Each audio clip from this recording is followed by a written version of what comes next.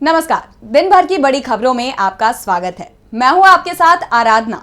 आज इस बुलेटिन में बात होगी संसद में सरकार को घेरने की विपक्ष की तैयारी की, लोकसभा स्पीकर की गरिमा को लेकर शरद पवार के बड़े बयान की, देखेंगे केजरीवाल की गिरफ्तारी पर संजय सिंह के बड़े दावे को, देश की कानून व्यवस्था में बड़े बदलाव को, जानेंगे नीतीश कुमार की मांग में कैसे फंस गए पीएम मोदी, और बुलेटिन के आखिर में देखेंगे पीएम के मन की बात को। लेकिन दिन भर की तमाम बड़ी खबरों से पहले एक नजर आज की सुर्खियों पर। विश्व कप में जीत के बाद रविंद्र जडेजा ने किया इंटरनेशनल टी20 से संन्यास का ऐलान। रोहित शर्मा और विराट कोहली पहले ही कर चुके हैं ऐलान। भारत ने अफ्रीका को 7 रन से हराकर दूसरी बार जीता टी20 वर्ल्ड कप। सपा प्रमुख अखिलेश यादव ने साधा बीजेपी पर निशाना, पीडीए के साथ लगाया भेदभाव का आरोप। बोले आरक्षण के बुनियादी मूल्यों के खिलाफ काम कर रही है बीजेपी। नीट मामले में नया अपडेट, उत्तराखंड से कनेक्शन आया सामने। सीबीआई ने आरोपी गंगाधर को देहरादून से किया गिरफ्तार। नहीं थम रहा पुलों के गिरने का सिलसिला, बिहार के बाद अब झारखंड के गिरिडीह में गिरा पुल। पिछले 10 दिनों में गिर चुके हैं 5 से ज्यादा पुल। ये तो थी सुर्खियां। अब बात आज की सबसे बड़ी खबर की। 18वीं लोकसभा के पहले संसद सत्र में दोनों पक्षों में काफी घमासान देखने मिल रहा है। एक तरफ एनडीए सरकार है तो दूसरी तरफ इंडिया। लोकसभा से लेकर राज्यसभा तक विपक्ष की आवाज गूंजती हुई सुनाई दे रही है, जिससे पीएम मोदी की अगुवाई में एनडीए सरकार पहले से ही परेशान नजर आ रही है। और अब सोमवार को भी विपक्ष ने हल्ला बोलने की पूरी तैयारी कर ली है। कई अहम मुद्दों पर सरकार को घेरने की तैयारी में है विपक्ष। तो किन मुद्दों पर संसद में हो सकती है बहस, देखिए ये रिपोर्ट। इस बार के लोकसभा चुनाव में जनता ने विपक्ष को जबरदस्त ताकत दी तो बीजेपी से बहुमत छीन लिया है। सहयोगियों के साथ जरूर वो साधारण बहुमत हासिल करने में कामयाब रही, लेकिन इस बार मोदी सरकार कमजोर दिखाई दे रही है। इस बीच 24 जून से 18वीं लोकसभा का पहला संसद सत्र शुरू हो चुका है, लेकिन अब तक किसी भी अहम मुद्दे पर चर्चा नहीं हो पाई है और एक बार फिर विपक्ष ने सरकार को घेरने के लिए अपनी कमर को कस लिया है। 1 जुलाई को संसद में एनडीए सरकार और विपक्ष के बीच बहस और तीखी नोकझोंक देखने को मिल सकती है। 1 जुलाई को संसद की बैठक में नीट, अग्निपथ योजना, महंगाई जैसे मुद्दे पर विपक्ष ने मोदी सरकार को घेरने की रणनीति तैयार की है। हालांकि विपक्ष शुक्रवार को नीट मुद्दे पर चर्चा चाहता था, लेकिन सरकार ने चर्चा नहीं होने दी और लोकसभा की कार्रवाई को बिना चर्चा के ही स्थगित करा दिया था।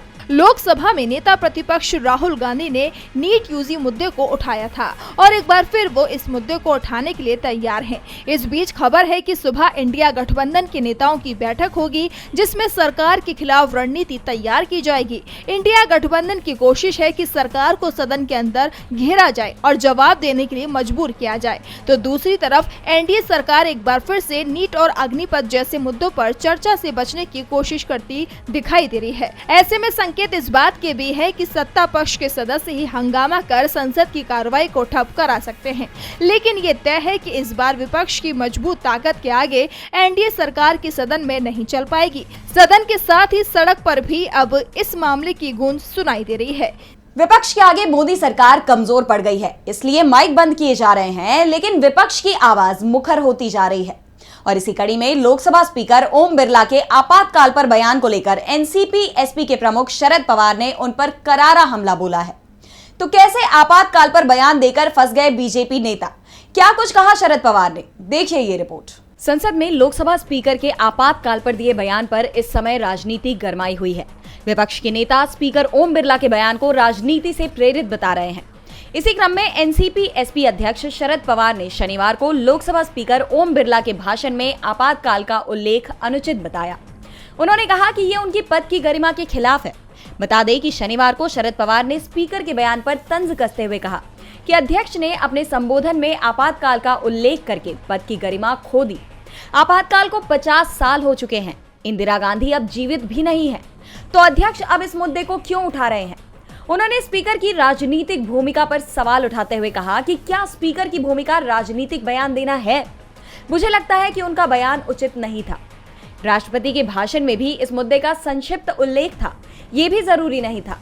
इसी के साथ शरद पवार ने बीजेपी पर निशाना साधा। उन्होंने कहा कि कांग्रेस मुक्त भारत पर बयान देने से पहले बीजेपी को ये देखना चाहिए कि लोकसभा चुनाव से पहले उसके पास कितनी सीटें थी और इस चुनाव के बाद उसके पास कितनी सीटें हैं। उन्होंने दावा किया कि बीजेपी के पास संसद में बहुमत नहीं है। नीतीश कुमार और चंद्रबाबू नायडू के बिना वे सरकार नहीं बना पाते। बीजेपी इसे चाहे जितना छिपाने की कोशिश करे, लेकिन सच्चाई साफ दिख रही है कि उन्हें भारत की जनता से स्पष्ट जनादेश नहीं मिला है। शरद पवार ने स्पीकर की राजनीतिक भूमिका पर ही सवाल उठा दिए हैं, तो वहीं मुख्यमंत्री अरविंद केजरीवाल की गिरफ्तारी को लेकर भी बीजेपी सवालों से घिरी हुई है। केजरीवाल की गिरफ्तारी को लेकर जहां आपके नेता व कार्यकर्ता लगातार अपना विरोध जताते हुए नजर आ रहे हैं, वहीं अब सांसद संजय सिंह ने पार्टी का पक्ष रखते हुए पीएम मोदी सहित जांच एजेंसियों पर करारा हमला बोला है। दिल्ली के सीएम अरविंद केजरीवाल फिलहाल कथित मनी लॉन्ड्रिंग के मामले में तिहाड़ जेल में बंद है। पिछले दिनों आम आदमी पार्टी ने केजरीवाल की गिरफ्तारी के खिलाफ संसद परिसर में विरोध जताया था और अब रविवार को इस मामले में सांसद संजय सिंह ने प्रेस कॉन्फ्रेंस कर केंद्र सरकार पर निशाना साधा। संजय सिंह ने जांच एजेंसियों द्वारा सुप्रीम कोर्ट को गुमराह करने का आरोप लगाया। उन्होंने बताया कि सीएम केजरीवाल के मामले में 4 जून को सीबीआई ने सुप्रीम कोर्ट से कहा है कि हम 3 से 4 हफ्ते में चार्जशीट दाखिल कर देंगे। हमें और कोई जांच, कोई और गिरफ्तारी नहीं करनी है, लेकिन फिर भी सीएम केजरीवाल को गिरफ्तार कर लिया गया। इसका मतलब सीबीआई सुप्रीम कोर्ट को गुमराह कर रही थी। केजरीवाल को सुप्रीम कोर्ट से जमानत मिलनी तय थी। तभी पीएम मोदी ने सीबीआई को कहा कि जाओ और तुरंत केजरीवाल को गिरफ्तार करो। जांच एजेंसियों का कितना खुला दुरुपयोग हो रहा है, इसका इससे बड़ा उदाहरण और कोई नहीं मिल सकता। आप सांसद ने कहा कि पूरा देश देख रहा है कि पीएम किस दुर्भावना से काम कर रहे हैं और आपकी ईडी सीबीआई की इसी कार्रवाई के खिलाफ सोमवार को इंडिया गठबंधन के सभी दल संसद भवन के परिसर में विरोध प्रदर्शन करेंगे। संजय सिंह ने मनीष सिसोदिया के मामले पर भी बात कही। उन्होंने कहा कि मनीष के मामले में जब सुप्रीम कोर्ट ने ईडी से पूछा था कि 1.5 साल हो गए, कब तक जांच चलती रहेगी, तब ईडी ने कहा था कि 6 महीने में चार्जशीट दाखिल कर देंगे, लेकिन वो समय बीत गया। जांच अभी तक चल रही है, ट्रायल तो बहुत दूर, चार्जशीट भी नहीं आई है। आपका दावा है कि ईडी सीबीआई केजरीवाल की गिरफ्तारी पर सुप्रीम कोर्ट को गुमराह कर रही है। विपक्ष लगातार आरोप लगाते आया है कि केंद्रीय एजेंसियां बीजेपी के इशारे पर काम कर रही हैं। तो अब इन जांच एजेंसियों के साथ ही पुलिस के हाथ भी बड़ी ताकत आने वाली है। केंद्र सरकार ने पिछले साल अगस्त में 3 नए आपराधिक कानूनों को पेश किया था, जिसका काफी विरोध नजर आया। विपक्ष से लेकर जनता तक प्रदर्शन पर उतर आई और अब 1 जुलाई से ये कानून लागू होने वाले हैं। तो क्या है यह आपराधिक कानून? सोमवार से कैसे बदल जाएगी देश की कानून व्यवस्था? देखिए ये रिपोर्ट। 1 जुलाई से देश में कई बड़े बदलाव नजर आने वाले हैं, जिसमें 3 नए आपराधिक कानून भी शामिल हैं। 1 जुलाई यानी सोमवार से भारतीय कानून व्यवस्था में बड़ा बदलाव किया जा रहा है। केंद्र सरकार ने अंग्रेजों के जमाने में बनाए गए कानूनों में बदलाव के लिए 3 नए आपराधिक कानून बनाए हैं। इन कानूनों के नाम है भारतीय न्याय संहिता BNS, भारतीय नागरिक सुरक्षा संहिता BNSS और भारतीय साक्ष्य अधिनियम BSA। संसद में तीनों विधेयकों पर चर्चा के दौरान केंद्रीय गृह मंत्री अमित शाह ने कहा था कि इनमें सजा देने के बजाय न्याय देने पर फोकस किया गया है, जैसा कि इनके नामों से भी जाहिर है।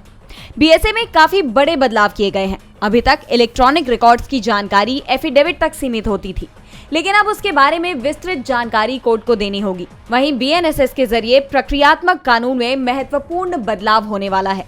कम से कम 7 साल की कैद की सजा वाले अपराधों के लिए फॉरेंसिक जांच अब अनिवार्य हो जाएगी। विचाराधीन कैदियों के लिए तुरंत जमानत पाना मुश्किल होगा। BNS में सेक्शन 4 के तरह सजा के तौर पर दोषी को सामाजिक सेवा करनी पड़ेगी। अब संगठित अपराध जैसे कि अपहरण, डकैती, आर्थिक अपराध, साइबर क्राइम के लिए कड़ी सजा दी जाएगी। इन कानूनों के संसद में प्रस्तावित होने के साथ ही विवाद छिड़ गया था। ये तीनों विधेयक तब पास किए गए थे जब संसद से विपक्ष के 146 सांसदों को निलंबित कर दिया गया था। विपक्ष की मांग है कि इन कानूनों पर दोबारा चर्चा करवाई जाए। तो वहीं हिट एंड रन कानून को लेकर ट्रक ड्राइवर्स ने भी चक्का जाम कर दिया था। हालांकि सरकार ने जनता के सामने मजबूर होकर हिट एंड रन कानून तो वापस ले लिया, लेकिन विपक्ष की मांग नहीं सुनी और अब वकीलों के एक समूह ने इन पर रोक लगाने के लिए राष्ट्रपति द्रौपदी मुर्मू को ज्ञापन सौंपा है। बहरहाल सोमवार से ये कानून अब लागू हो रहे हैं। इन कानूनों को लेकर विपक्ष आपत्ति जताता रहा है। अब तो वकीलों ने भी राष्ट्रपति से इन कानूनों पर रोक लगाने की मांग की है।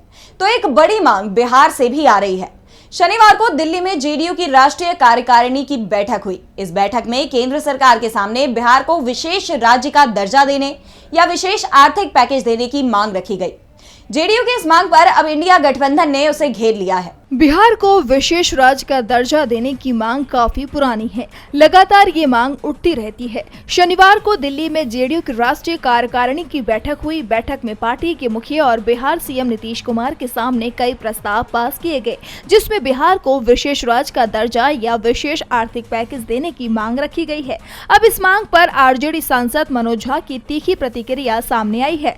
झा का कहना है कि हम या के विकल्प पर समझौता करने को तैयार नहीं है, इसीलिए बिहार को विशेष राज्य का दर्जा और विशेष आर्थिक पैकेज दोनों मिलने चाहिए। झा ने दलील दी है कि ये दोनों मांगे बिहार के दीर्घकालिक विकास और निवेश के लिए बेहतर साबित होगी। झा ने नीतीश कुमार के लिए कहा कि जब केंद्र में उनकी वजह से सरकार चल रही है तो नीतीश कुमार सरकार से बात करके बिहार को ये दोनों सुविधाएं क्यों नहीं दिलवा पा रहे हैं। झा ने आगे कहा कि ऐसे मौके पर भी अगर हम या वाले विकल्प पर संतुष्ट हो जाएंगे तो ये हमारी विफलता और बिहार के साथ नाइंसाफी होगी। लोकसभा चुनाव में मिले झटके के बावजूद बीजेपी ने सहयोगियों के सहारे मिलीजुली सरकार तो बना ली है, लेकिन सहयोगियों की मांग ने अब उसके होश उड़ा दिए हैं। तो वहीं अब अपनी ही पार्टी के नेता के बयान ने बीजेपी के दावों पर सवाल खड़े कर दिए हैं। उमा भारती ने चुनावों में यूपी में बीजेपी को मिली हार को लेकर बड़ा बयान दिया है, जिससे सियासत गरमाई हुई है। तो क्या है पूरी खबर, देखिए इस रिपोर्ट में। यूपी में बीजेपी के लिए वाराणसी के बाद सबसे अहम सीट थी तो वो थी अयोध्या। एक तरफ राम मंदिर के नाम पर बीजेपी पूरे देश में वोट बटोरने की कोशिश कर रही थी, लेकिन जनता ने उसे सबक सिखाते हुए अयोध्या में ही हरा दिया। इंडिया गठबंधन के उम्मीदवार को यहां से जीत मिली, जिसके बाद से बीजेपी के नेताओं की तरफ से अयोध्या वासियों पर तंज कसते हुए कहा गया कि उन्होंने बीजेपी को वोट नहीं दिया, वो राम भक्त नहीं है। वहीं अब इस मामले में बीजेपी नेता उमा भारती ने इस बयान पर पलटवार करते हुए कहा कि हमें ये अहंकार नहीं करना चाहिए कि हर राम भक्त बीजेपी को वोट देगा। हमें ये नहीं सोचना चाहिए कि जो हमें वोट नहीं देता वह राम भक्त नहीं है। राम भक्तों ने इंडिया गठबंधन को वोट दिया है, जिसके बाद एक बार फिर यूपी की राजनीति गर्मा गई है। उमा ने ये भी कहा कि बीजेपी की हार का ये मतलब नहीं होना चाहिए कि लोगों में राम की भक्ति कम हो गई है। दरअसल इस बार यूपी में बीजेपी को मिली हार के पीछे मोदी और योगी की रणनीति को जिम्मेदार बताया जा रहा है। जिस तरह से राम मंदिर के मुद्दे को जोर शोर से बीजेपी ने उछाला था, उस पर इंडिया गठबंधन का संविधान बचाओ का नारा भारी पड़ गया और बीजेपी के हाथ से अयोध्या की सीट फिसल गई। और बुलेटिन के आखिर में देखते हैं पीएम के मन की बात को। रविवार को पीएम के मन की बात प्रोग्राम का 111वां प्रसारण हुआ। लोगों को इंतजार था कि पीएम मोदी जन की बात करेंगे, नीट और तमाम मुद्दों पर सरकार की ओर से जवाब देंगे, लेकिन हुआ कुछ और ही। पीएम ने हर बार की तरह बस अपने ही मन की बात की। आचार संहिता खत्म हो गई है, चुनावी खुमार भी उतरने लगा है और इसी के साथ पीएम मोदी के मन की बात का प्रसारण एक बार फिर से शुरू हो गया है। रविवार को पीएम मोदी के मन की बात के 111वें संस्करण का प्रसारण हुआ। उम्मीद ये थी कि पीएम नीट और तमाम मुद्दों पर अपनी सरकार का पक्ष रखेंगे, चुनाव नतीजों पर बात करेंगे, देश में लगातार जमींदोज हो रहे निर्माण कार्यों पर सरकार की जिम्मेदारी तय करेंगे, चुनावी बॉन्ड पर कुछ बोलेंगे, लेकिन ऐसा कुछ हुआ ही नहीं। पीएम ने केरल की छतरियों की बात की। एक ऐसा समय जब आए दिन देश के एयरपोर्ट्स की छतें गिरने की खबरें आ रही हैं, इस बीच पीएम छतों की जगह छातों की बात कर रहे हैं। पीएम ने और भी कई मुद्दों पर बात की जो अप्रासंगिक और गैर जरूरी थी। ऐसे में सवाल उठने लाजमी है कि आचार संहिता लगने और खत्म होने के बीच देश में जो कुछ हुआ, क्या पीएम को इसकी जरा भी खबर नहीं? और अगर है तो पीएम इस पर बात क्यों नहीं करते हैं? पीएम की मन की बात पर कांग्रेस प्रवक्ता पवन खेड़ा ने प्रतिक्रिया देते हुए कहा कि मन की बात में पीएम ने एक भी ढंग की बात नहीं की। पवन खेड़ा ने आरोप लगाया कि चुनाव प्रचार में ही पीएम का असली चेहरा सामने आता है और पीएम मन की बात में अब जो कर रहे हैं वो आडंबर के अलावा और कुछ नहीं है। तो आज इस बुलेटिन में इतना ही। आप देखते रहिए डीवी लाइव। नमस्कार।